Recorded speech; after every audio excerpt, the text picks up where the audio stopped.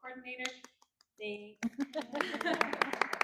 On our panel today, we have Mary Lou from Longmeadow Rescue Ranch. We have Lulu from Equine Assisted Therapy. We have Christen from Collingbird Farm, and we have Jenifer from the National Equestrian Center, which extra thanks to Jenifer and the NEC for hosting us for this event. So, starting off with Mary Lou.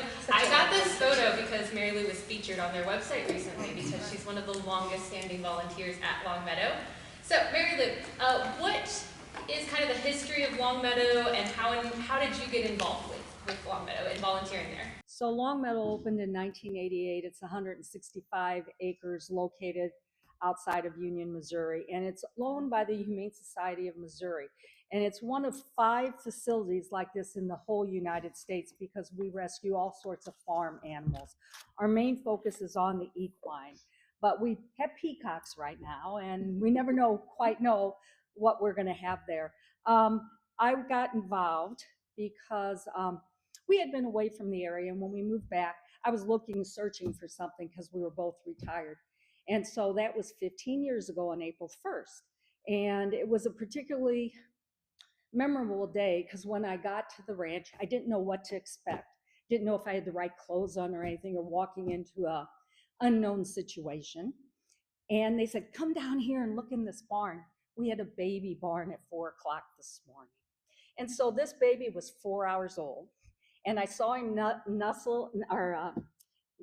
his mother and nurse, and his name is Jester because it was April 1st. So, I mean, when you stand in a barn and see a brand new baby like that, I went, oh my gosh, I love this place. So that's how I got involved. And when I first started, I didn't know anything. My father had had a horse, but I wasn't taught anything. I was just pulled up and put in the back of him while he rode. So it was a big learning experience. And some days are really tough. I'm not going to lie to you about that. We get a lot of cases in that will break your heart, things that you never thought you would see. And this little one that's up here, that's Anita. She was our longest resident. She just got adopted a few months ago. When she came in, she would fall down 5-6 times a day. She couldn't stand. And I thought she'd really be grateful to us when we brought her back after rehabbing. But apparently we made her quite afraid of humans because in order to get her up, it takes 6 people, and we have to make all these noises where we sound like we're screaming and to get the adrenaline rushing. And so she decided she didn't like people. So it took her a really, really long time to trust, to see her go from that poor little pony of America lying on the ground to beginning to trust and then to get adopted. It took 7 years, but by the time she went home, the people love her, and she's a wonderful, rewarding success story. So those kind of things are what keep me engaged and going back. And the more you go, the more you learn. And each day I say I learned something new. And one of the benefits that I found is not just with the animal care, but I've met people that I never would have met before, that we have a common interest. And this interest makes us the same in spirit. We're all rooting for these animals as we work side by side. So I don't know, did that answer your question? Yeah. And you said that you know, every day is different. You learn something new every day. But overall, like on a day-to-day, what would like a typical shift be? Obviously, there's some days where there's peacocks and some days where there aren't. But on a typical day, like if someone were to say, I want to volunteer at Longmeadow, what am I getting myself into? What is that? Well, that's a good question because, like I said, when I first walked in there, I didn't know what to expect because I read the website. You have to go onto the website to fill out the application, and it talks about farm. I'd never driven a tractor. I was a city girl, so I'm like, I don't know how to run equipment. I do now, but I didn't know if I had the right equipment or if I could lift the feed bags or all that. So we open at 7. Feeding starts at 7:30. There are night turnouts that have to come in. And then once they're in and everybody has breakfast, the daytime turnouts go out.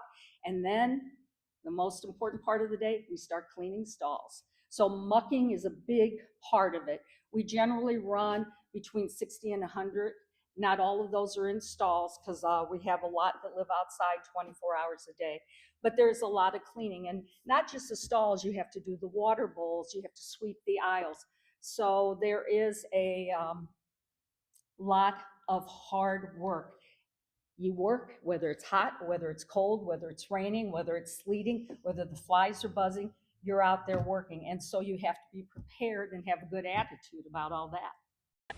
Yeah, absolutely. I think everybody up there, and myself included, have own horses, and we all know it's fun until it's sleeting, and then you're like, why did I do this? And start questioning your sanity a little bit. Sink in the mud, and you can't get your foot out. I've lost a boot there. Yes. And then later you laugh about it. Yes. Yeah. So physical, you have to be, some of the chores require physical labor. Are there any other like restrictions, or are there opportunities for people that might not be able to do that, like age restrictions or lifting abilities? Age restrictions are you have to be 18, and a lot of that has to do with our liability. And so we have people, and we welcome people of all ages if they're over 18, and that is because some people come out, and we have disabled people that come out that they sweep the aisles. We have people that come out to just cut the grass. We're in grass cutting season now, and that always needs to be done. Some people come out and they just want to log some things into a computer. So we will work with whoever. I always say, come out. If you can't come every week or twice a week, if you come once a month, we'll welcome you with open arms, because since COVID, we lost so many of our volunteers and they haven't come back. And so it's really been a struggle with staff, because we have a very small staff, so we depend heavily on our volunteers to support them. And so, like I said, cleaning is the most of it. And I think sometimes people think that they're going to come out and play with the horses, and their care comes first. So if there's time to play, you have to have certain skills. I'm part of the groundwork team, and so because I'm on the groundwork team, I have certain things that I am, so I'll say, allowed to do. Like, we get the horses ready for our farrier, because we love our farrier Tom, and we don't want him to get hurt. So groundwork will work with the horses. The regular volunteers would not be expected to do that, so they might be able to groom in the afternoon. Gotcha. So because of the 18 and over restriction and things like that, if you have a child that wants to support Longmeadow, or to help in this way, are there any other kind of events or other ways or programs that people can do to support Longmeadow as opposed to volunteering? So on Friday, we just had a tour. We had over 100 people that came out from Pond Elementary. So we do educational tours. And they get to take a wagon ride around, and they want to meet Twister, because we have a horse that paints.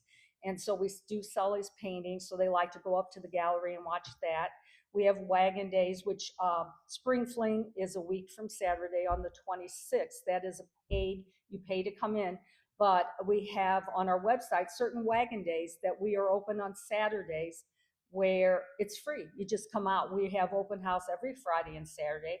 And then 7 times a year, we have special events on Saturday. We have people, we just had United Healthcare was out on Tuesday. They did a day of service. So companies will come out and do that. And they get these jobs like painting the fences and that. So that's different than just cleaning the stalls. You can support us by going to our Amazon wish list. You can buy a Twister painting. You can donate things. We get a lot of used tack, for instance, that we take in. Let's see what else. I did have some notes here. So the gift shop, we have a pretty good gift shop actually for a little place like we are. I guess that's it. Special events like that.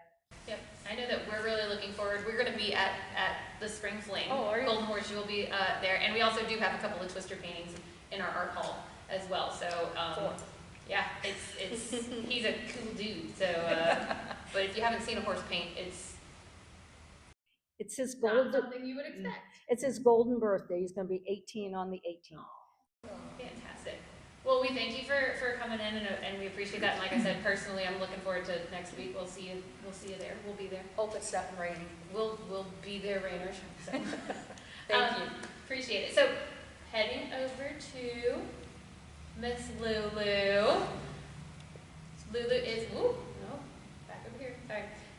So, Lulu, you are Executive Director over at Equine Assisted Therapy, which we also call EAT.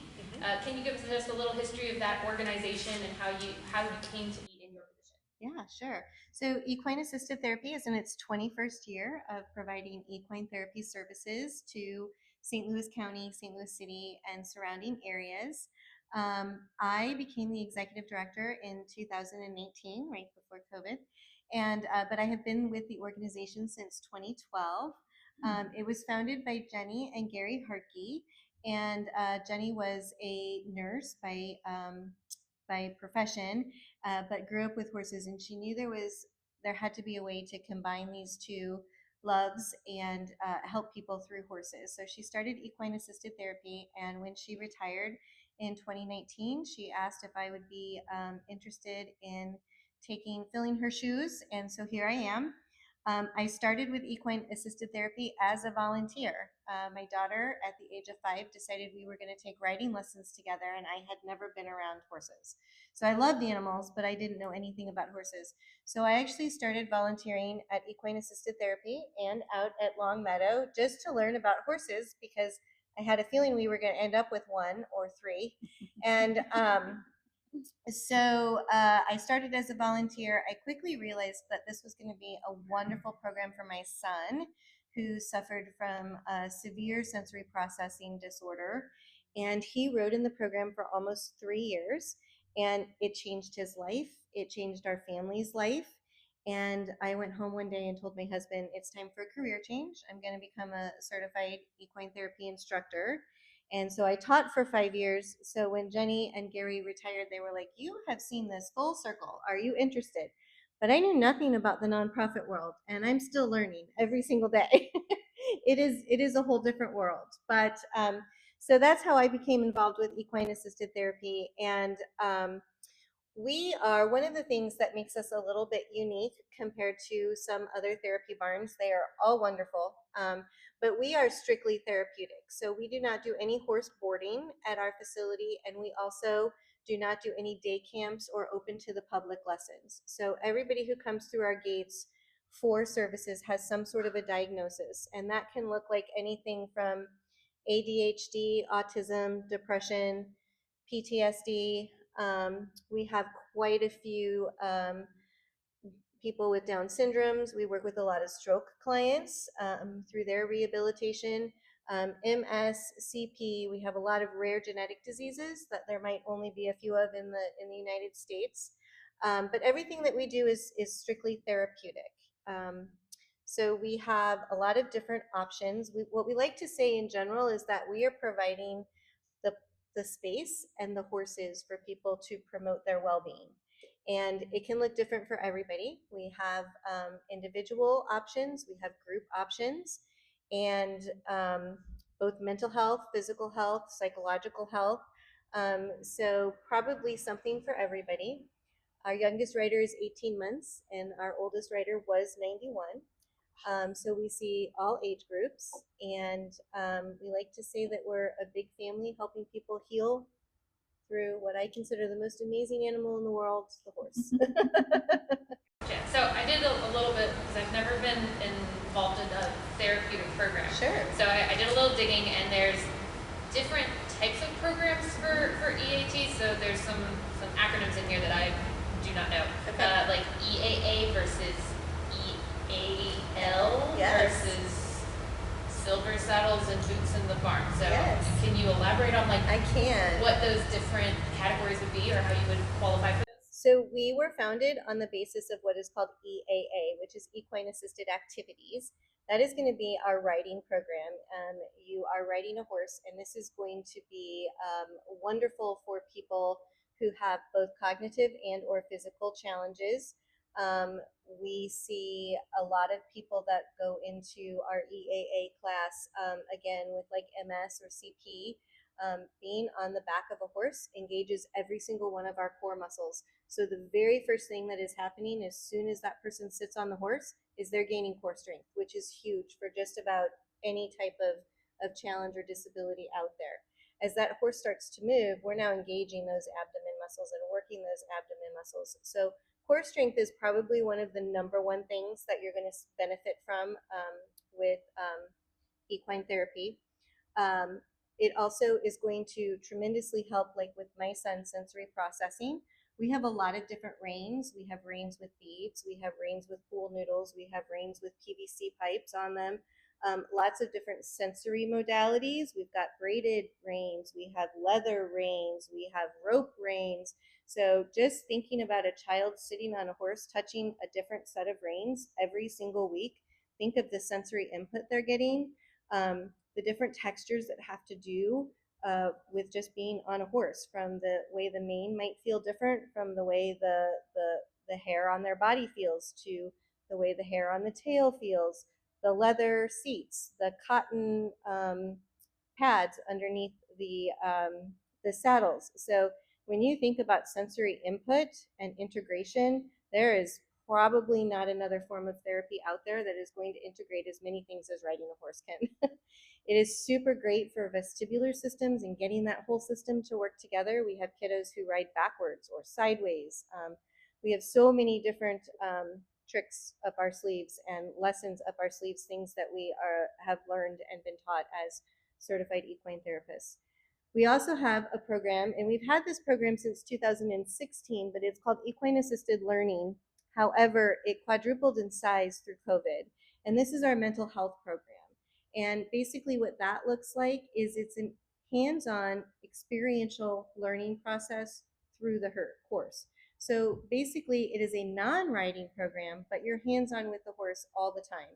And these sessions can take place either in the arena or out in the pasture.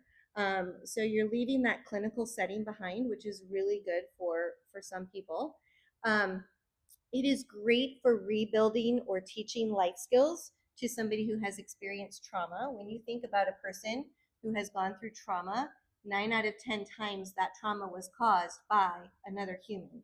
So when we rebuild those life skills like trust, honesty, respect, boundaries through the horse, it sort of is coming from a different place that they might be a little bit more open to receiving that knowledge from. So it's miraculous. It is also amazing for team building. It's amazing for high school groups. We work very closely with a couple of football teams and baseball teams who bring their teams out just to learn about communication and boundaries, body language, life skills that we've all sort of lost since COVID, but also just with the whole generation that we're in with texting and emailing. Nobody knows how to communicate anymore. So that's our EAL program. We also have a program that is called Silver Saddles, and it is for our friends who are 55 and older. Sometimes these friends rode when they were younger and thought, oh gosh, I'll never be able to get on a horse again. And we, being a therapeutic center, have the ability to have that happen. We have a lift, we have different ramp options for mounting the horse. And we feel it fits into our mission because as we get older, we start to lose flexibility. We start to lose balance, coordination, memory retention. Horses are amazing for all of these things. And then our last program is called Boots in the Barn. And this is our program that is really geared towards veterans and first responders. There is never a fee for them to come to our barn to receive these services. And again, it could be a riding program. It could be a non-riding program. That could look different for every single individual, but we will tailor a 6-week program that is going to help enhance their well-being. So within these different programs, you're going to rely heavily on volunteers. Lots of volunteers. So what are the kind of requirements that you have for volunteers or tasks that volunteers would typically perform at? Yes, we use about 250 volunteers a week. For every one person that we put on a horse, we have to have 3 volunteers. We have a sidewalker on each side and then a person leading the horse. You have to be 14 years or older. And the way we like to work with our volunteers is we want everybody to experience why we are there. Yes, we are there for our horses, and we take very great care of our horses because without them, we don't have a program. But we're really there for our clients. And so we're going to start everybody off as a sidewalker. And a sidewalker is going to walk next to the person on the horse and really just help them interact with their activities that they might be doing that day. So each certified instructor comes up with a lesson plan. For some, they might be playing basketball off of the back of a horse, and so you might be handing them the balls. We do a lot of crossing the midline, so taking rings and putting them on poles, going from one side to the other, or just working on a side that might need to be strengthened. And then you're also there not only helping with that, those activities and keeping that rider engaged, but letting the instructor know, hey, I think we might be a little bit off balance, or you know what, we finally got this right leg to elongate a little bit more, and we can get it in the stirrup now. So helping the instructor notice things like that. And so that's where we start everybody off, is as a sidewalker. After you've been a sidewalker, you can go through leader training, and you then are responsible for the actual horse during each one of the classes. And then we also have other ways that you can volunteer, such as barn buddying, which you come out once a week to feed the horses. We have tack captains. These are people who have been through all of these trainings as well. And then you graduate to where you're the ones that are coming in, getting the horses ready for the classes. We have a ton of fundraising events. We have an entire maintenance department. We see about 150 riders a week, or clients a week, and we only have 4 employees. Everything else is completely volunteer run. So if you like to cut grass, if you like to clean tack, if you like to plant flowers, we also offer lots of opportunities for service groups. And but if you're 14 or older and you just want to enjoy the benefits of helping others, we would love to have you. Thank you. You're welcome. Moving on over to Christen. So Christen is a coach, trainer, equestrian extraordinaire at Callingbird Farm. So what? Whoop, I went too far. Back over here. Thank you. So what is your role in history with Callingbird Farm? Well, Callingbird Farm is my riding program and horsemanship academy at my home in Wildwood, and I started it in 2022. I do things with my program that I didn't see other places do. So we have a very strong focus on an independent seat and a lot of lunge line lessons, where I'm in the middle and you are on the horse in a circle around me, and you do not get reins. And as soon as possible, you don't get stirrups. So, because if we're going to ride these animals, the last thing I want to do is grab their mouth, or the last thing I want to do is disrupt their weight by relying on a stirrup. So that is a huge thing that I focus on in my lessons. And it has a connotation of being a beginner thing to do, but I think it's the most advanced thing you can do. I think it's a privilege, and I think it's the best thing, one of the best things we can give back for these horses. They didn't consent to sign up for this. They're animals. They're not ATVs. They've got their own opinions and feelings and bond, and they bond with us and with other horses. So I feel like the least I can do if I'm going to ride them is ride them as well as I can. And all of my horses at Callingbird Farm are my horses. So I take them to dressage competitions. I love them, and I want to do right by them. So the other part of my program is very heavy on unmounted skills. A lot of people who don't grow up with horses don't necessarily know how to handle them. They don't understand how the maintenance or the care or their psychology. And so I do a lot of that on the ground. If you look at my material over there, you'll see an example. I use a curriculum. So we have an unmounted and an unmounted part of our curriculum. And in order to progress up levels and learn more mounted skills, you have to check off unmounted skills. So you have to know what bad hay smells like, or how to bed a stall. And actually the kids love doing stalls. So I wish you guys took kids. Like they love it. Like they always want to take a before and after picture of cleaning stalls. I'm kind of a naturalist in a way. My horses are out 24/7. I hate stalls. I think it's bad. It's not species appropriate for animals, as minimal as possible. I trim my own horses. They're barefoot. So I say kids, but I take 0 through 99. So you can be any age and come learn about horses. but they get to hold a rasp. They just get to see what the frog looks like. We clean tack, we take tack apart, we put it together. And then I'm a licensed straightness training instructor, which is classical dressage, but it's got 5 parts that we go through. Groundwork to teach the horse the exercises on the ground, work in hand to introduce the reins and communication, the lunge line, which is to teach the horse how to hold itself on a circle, which is extremely hard for a horse. Riding, of course, and then liberty. Because we, as humans, we're really handsy. We're very different from horses. We use our language and we use our hands. They have neither of those things. So one of the reasons I think people love horses is that it gets us into integrity with our energy and our intention and our bonding and our nervous system in a way that very few things can. A horse can tell, I mean, we can say as much as we want, but our bodies tell a story that could be completely different. And so horses can be so healing on so many levels for that reason.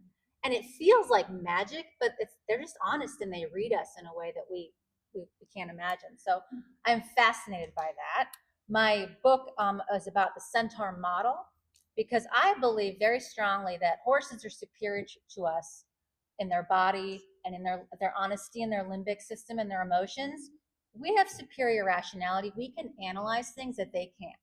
My mare is a right-bended horse. She eats with her right leg forward. She's got high-low in her heels. She's not thinking, oh, I need to do some exercises to strengthen my right hind and get this bend. No. I'm taking care of that for her. And that's what dressage is meant to do, is to balance the horse out. And it's the same with all of us. Like on our own, our posture's not that great, right? We all know this, right? Especially your computer. So I get to be a coach for my horse and teach it how to build itself up. And every horse is beautiful when they do haunches in or when they use their hind end. So what I wanted my students to understand is that is our role. We're the best supporting actor for the horse. So if a horse is anxious, we don't ride it. If the horse is having a bad day, we'll do something else. A lot of times the students will say, let's do some liberty instead of ride. Awesome. Because especially with liberty, you can't use your hands. You have to use your energy. So, and the horse at liberty, when I say liberty, they have no bridle, they have no reins, they have no halter. You might have a whip for energy. And I'm very careful with my students about how to properly use a whip. So we don't want to touch them. But we're tall and they're long and we need a bubble around us a little bit.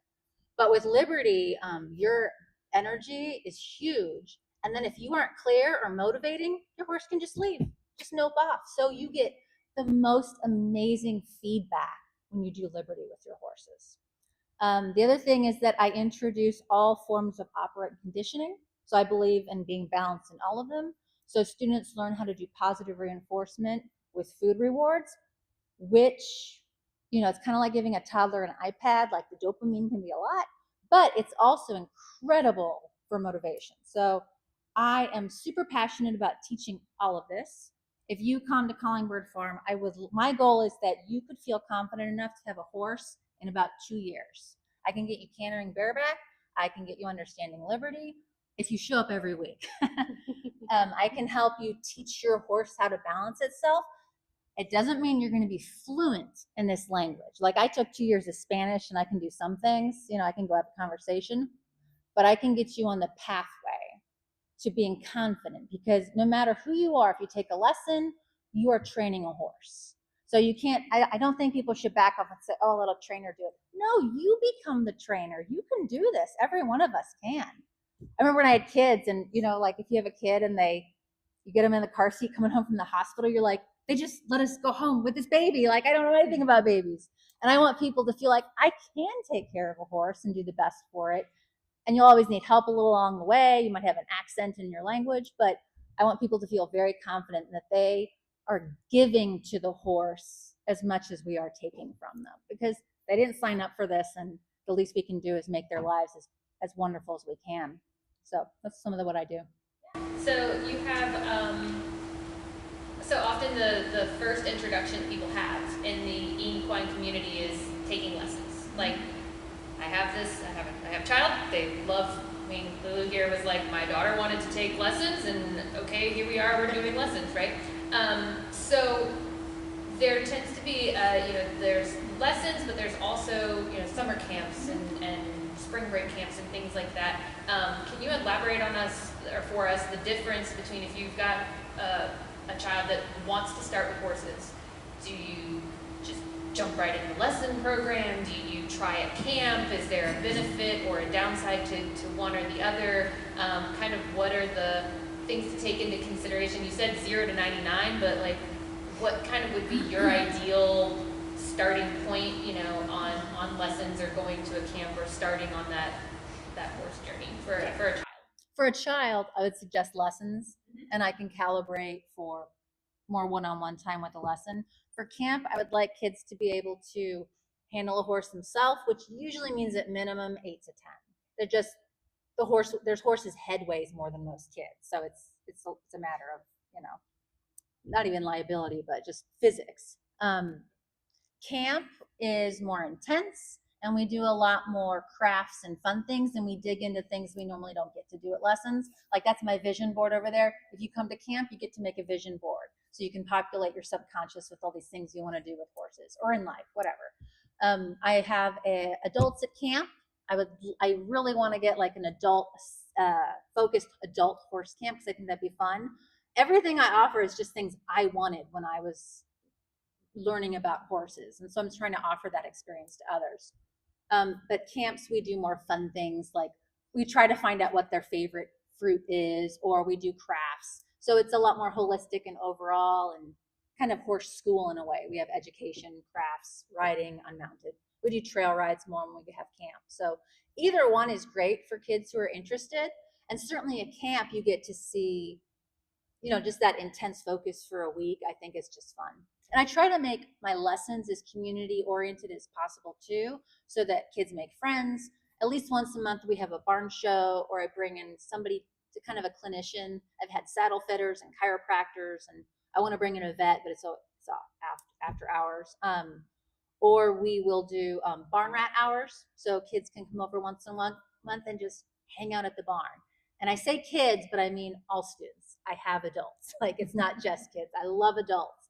Adults, it's really hard because we know, and a lot of us who read books, we know, I need my heel here and this, but our bodies won't cooperate. So it's so frustrating to be an adult. And as an adult, our risk centers are more developed. So I get on a horse and I'm like, I have kids, I'm supporting my family. This is an extreme sport. There, the risk is very, very high. This is not a gentle thing. It's there. You can be the best horse person in the world, and the horse can still be a horse and hurt you. So there's a level of reality there that we keep in mind. I lost my train of thought. My horse just bolted. Speaking of bolting. Yeah, I don't remember what I was talking about now. Anyway. Yeah. Oh, but I liked helping adults because I learned more as an adult than as a kid. I didn't really grow up as much around horses. So I'm very empathetic. I understand how I know this is terrifying to get on the horse, but the terrifying parts of it are what make it rewarding and exhilarating. And so some of my signs, like if I take away your struggle, I take away your victory. I'm a very big believer in pushing and finding our comfort zone and being very aware of our threshold and the horse's threshold, finding it and then pushing a little bit past and coming back. So I really enjoy teaching everybody about horses.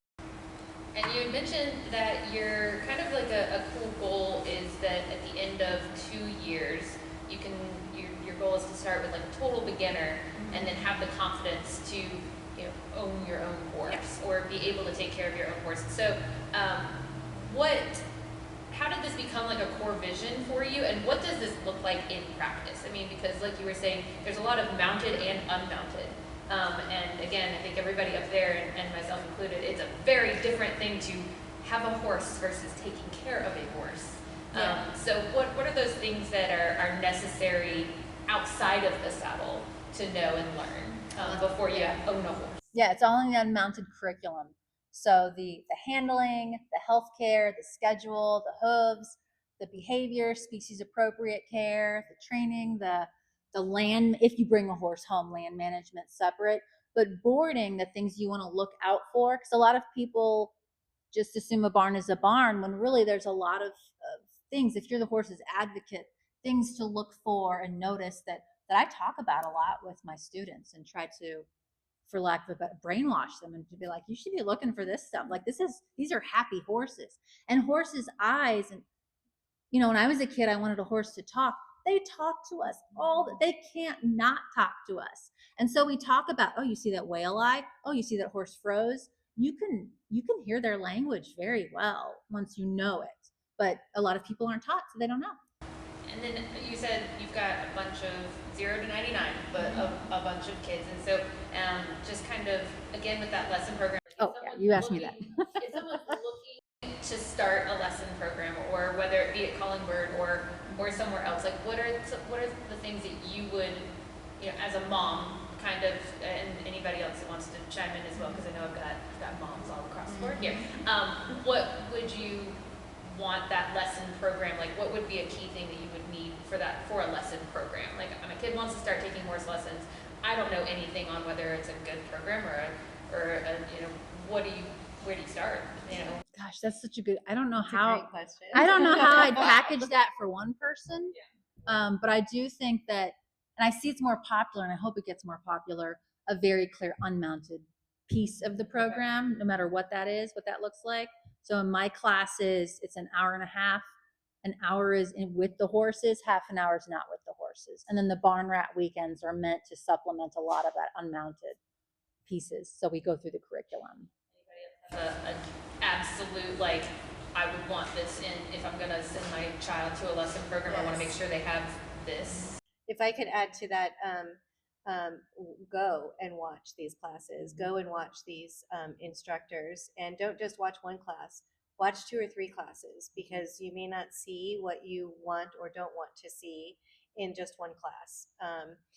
Everybody wants to ride the horse, ride the horse, ride the horse. It's not about riding the horse. Well, it is, but there's so much more that goes into it. And I love what she is saying about the care, and I mean everything from pasture management to feed management to farrier care. It's there's so much more than just riding, and so I think anybody that you can introduce your children to help learn the full horse and not just the riding portion would be so beneficial. I know when my daughter was young, Lauren, I mean, by the time she was 12, she was working at her barn where she had lessons. And I mean, you drop her off on Saturday morning, you don't go back until Saturday night. And that is where she was a barn rat. And I don't know how many you talk about, you have barn rats at yours. I mean, obviously Longmeadow doesn't do that. We have a lesson program, and there are certain kids that hang around with the trainer and ride in that, but it's not a lesson barn like you may have with your lessons. But where she went, that is the hook. I mean, that's what got her, and she made lifelong friends, wouldn't you say? And so, I mean, it really gives kids too, I think, ones that maybe are a little bit on the outside of the popular group.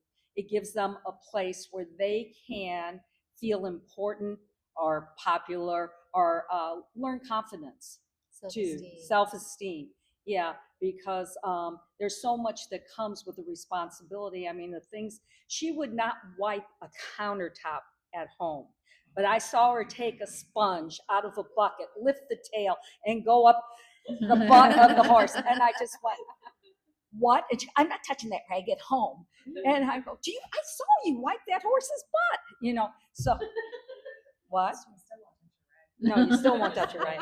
So, I mean, those are all things that it's good to get away from parents, because you're under a different umbrella of people, and there's just a different relationship because they look up to the instructors and people at the barn that they don't get by with the stuff that they get by with at home. So I would have to second what they've all said, but as a mom, I would also, I think probably the number one thing I look for, if I had to look for a new lesson program, would be just the climate of that whole barn. Mm-hmm. My barn family is my family, hands down. It's not that I have a bad family. It's not that my daughter grew up with no family, but our barn family is an entirely new level. And I think when you go in and you see that climate and that relationship, we watched lessons for other people. Our trainer has people 0 to 80, I think she is now. And just seeing how all of those people interact and Multi-generational. just that support, you know, and that care. And my daughter will tell you that she was raised by a village. My daughter is 21 and in college, and she will say, I was raised by a village, and that village was my barn family. They've been hugely influential in her life. And she still goes to some of them, you know, when times are tough. And so I think that climate, that relationship with their trainer, with their coach is huge, and you gotta look out for that. All right, that actually kind of segues in because Jenifer, Awesome. So my name is Jenifer. I work here at the National Equestrian Center. Our history has kind of changed recently. So for more than 20 years, we were privately owned by 2 different entities. And on the very last business day of 2023, we were purchased by St. Charles County. We are considered a county park. I think we're number 14 in the county's list. So we've had some transitions for the last year and a half, and us learning about being government owned and them learning about horses. So we're all still learning as that goes. We are one of the few facilities left in the state of Missouri for equines. People who come to us who don't know about us, I tell them we are the wedding venue of the horse world. We do not board horses here anymore. At one point they did in the facility. We do not board horses. We do not have a lesson program. We do not have any residents that stay with us. They move in, they show, and they move out, which is kind of nice. We have 2 indoor arenas. You can see one behind you there. We have 2 indoor arenas with warm-up arenas attached to that. We also have an outdoor arena, and we are just over 550 permanent stalls in our facility. We have, I always get this number wrong, 5 barns that hold those facilities. This year we will host some type of equestrian show about 48 weeks of the year. Our next one moves in on Monday, and they will be with us through the following Sunday.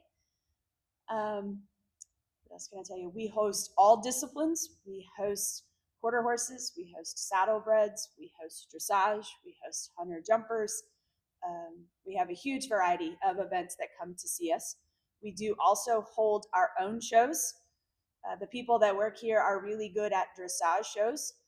We host 5 schooling shows and 2 rated dressage shows a year. Plus, we are also the home for the Region 4 Championship, which is quite a big deal. We host the St. Louis Charity National Charity Shows. We host them for almost a month, I guess it is. We host the Missouri Quarter Horse Association. This next week, we host a new group called the I have to say it slowly, Interscholastic Equestrian Association. They will bring kids from all over the country from ages 4 to 20 something for one piece of their national championships. The format is completely different for that. The kids do not bring their horses with them. The horses come separately, and the horses are drawn out of a hat, and the kid's name is drawn out of a hat, and they literally have just a handful of minutes to get acquainted before they compete. So that's going to be very interesting to watch for us. These kids compete like that all year long. So it's a format. I see some faces going, oh my gosh. I know. These kids compete like that all year long. So it's a format that they are familiar with. There's no surprises when they come to the championships. We do have a lot of opportunities to help volunteer with our shows. So the shows that we host we have volunteers come who are gatekeepers. So you get to encourage riders to go into the ring at their assigned time. We have scribes, which sit beside the judge and write down everything that the judge says. We also have volunteers that are runners. That's the people who you don't have to run, but you can you can quickly walk from the judge's stand to the show office. You're running those test results, those scores back and forth so that riders can be scored and ribbons and classes placed. The Parks Department as a whole takes volunteers for all kinds of things. You can volunteer specifically at our park, or you can volunteer at the other parks. Some of you may be familiar with the Daniel Boone Home and the Christmas lighting program, they call it, that they do. They do volunteers there as well, I'm told, to help decorate and undecorate at Christmas. I think that would be awesome. They take volunteers at their parks. They do park cleanups, they do stream team cleanups, and there is huge opportunities for kids of all ages. The stream teams, some of you, your kids or grandkids may have those programs in their schools. They literally get to walk outside and pick up trash, and kids think it's great. They do things at the disc golf courses, I have to say that slowly, where they go get the frisbees out of the water. Apparently some people miss. All kinds of volunteers. So you can go to the Parks Department website, or you can reach out to us here at the NEC, and we can get you involved in lots of opportunities. We have shows here, like the national charity shows, like the quarter horse shows, that take volunteers to help. You do all kinds of things, where it's helping with their events, helping serve their dinners, helping organize riders, all kinds of things. They say there's some volunteers coming in on Monday and Tuesday to help set up the shows. There'll be volunteers that come in on Sunday to help tear it all back down and put it back in the U-Haul. All those kinds of things. But we do have a lot of opportunities. You can always come and watch. We have no events that require paid admission. All of our horse shows are come and watch, come and learn. And for the most part, they are always happy. If you have questions, they are always happy to teach you. I say horse people are like dog people. We love to talk about our animals. And we love to tell you everything about them. So for the most part, you can always find a competitor that will tell you their horse's story. We have a lot of competitors who come here that their horses came from Longmeadow. And so they love to tell their horse's story and their success and how they came. Most people, if you have a small child with you and the child asks, "Can I pet your horse?" Most people aren't going to say no. They love to have you, they love to teach you, they love to show you and do what they can to get you involved. And I'd say most of the people that are competing started off as horse-loving children, so they totally relate and connect on that. So it's one of those, like, I wanted to pet the horse when I was a kid, so yes, if the kid wants to pet my horse, I'm like, go for it. My daughter started with horses because her best friend in preschool said, "Come to my birthday party." Her birthday party was in the middle of horse camp because her mom was a trainer. That was about 15 years ago, and we now own horses. See, Yes. there's a big pattern circle there. Yes, all started with a birthday party. All right, well, ladies, I just wanted to thank you guys for sitting up here and being kind of in the hot spot. I did want to open it up if anybody had any questions. We are going to have a some time afterwards so you guys can ask individual ones, but just I'm throwing you to the wolves here a little bit, ladies. Anybody have any questions they want to ask the whole panel? I'd like to ask Jenifer, do you have your events on website so that we can know when they're going to be? So we do have a Parks Department website. If you go to the Parks Department, you can do a Find the Parks. So our calendar is based on information that our shows return to us. So sometimes it may not look like there's an event, but there is an event. So I always tell people, check the website, but if you drive past the sign out front, the fabulous lady Lily who takes care of our sign, it always has what's coming up. She usually does that on Monday mornings for the events coming the next week, in some cases 2 weeks. Yes.